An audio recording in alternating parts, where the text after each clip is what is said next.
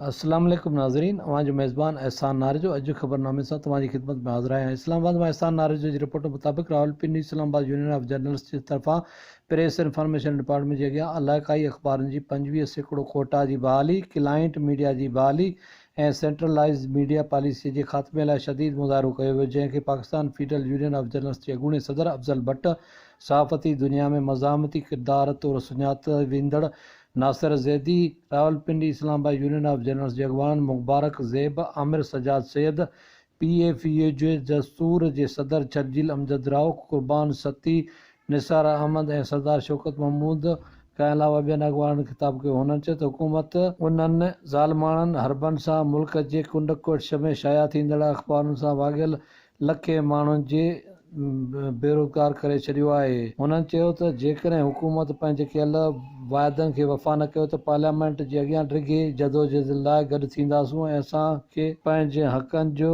तहफ़ुज़ करणु अचे थो।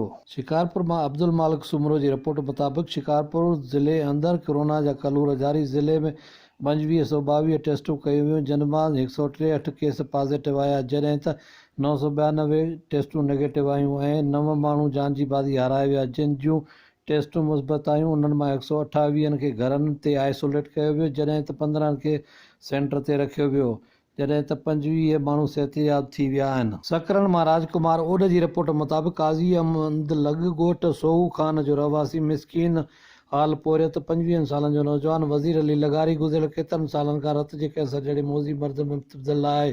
हुन ॿुधायो त गुरबत वारो इलाज करायो आहे पर को बि फ़ाइदो नथो पवे। घर जो अलो तलो विकिणी बचड़े जे इलाज ते लॻायो आहे।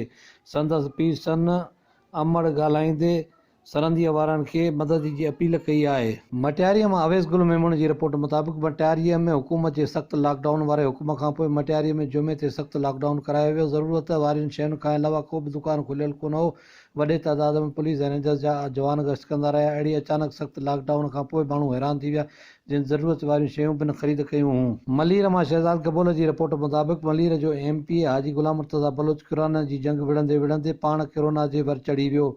MP हाजी मुर्तज़ा बलोच जी कोरोना मुबतल थियण खां पोइ क्वारंटाइन करे छॾियो आहे। मलीर जे PP कारकुननि हाजी गुलाम मुर्तज़ा बलोच जे सिहतयाबी लाइ दुआऊं कयूं। लकी गुलाम शाह मां NM सिंधीअ जी रिपोर्ट मुताबिक़ सिंध हुकूमत लॉकडाउन में 4 ॾींहं जी नरमीअ खां पोइ सख़्तु लॉकडाउन जो ऐलान करे सुबुह सवेर खां पुलिस रेंजर्स जा जवान गश्त कंदा रहिया। पुलिस जे गाॾीअ मथां लाउड स्पीकर लॻाए अवाम खे घरनि में रहण जी तलक़ीन कई वई। वाज़े रहे त नरमीअ वारनि ॾींहंनि में अवाम समाजी वितीअ खे रद्द करे छॾियो, जंहिंखां पोइ हुकूमत सख़्तु लॉकडाउन जो फ़ैसिलो कयो आहे ऐं कोरोना जा केस वधी रहिया हुआ। कोरोना कमांड सेंटर जी अॼु जी रिपोर्ट मुताबिक़ पाकिस्तान जे अंदरि 35,660 कोरोना जा मरीज़ थी विया आहिनि, जॾहिं त मरंदड़नि जो अंक 803 आहे ऐं सिहतयाब थींदड़नि जो तइदाद 10,155 थी वियो आहे। सिंध में 14,099 मरीज़, पंजाब में 13,914, इस्लामाबाद 866, बलूचिस्तान में 2310, खैबर पख्तूनख्वा 5,423, गिलगित बल्तिस्तान 501, आज़ाद कश्मीर में 105 आहिनि।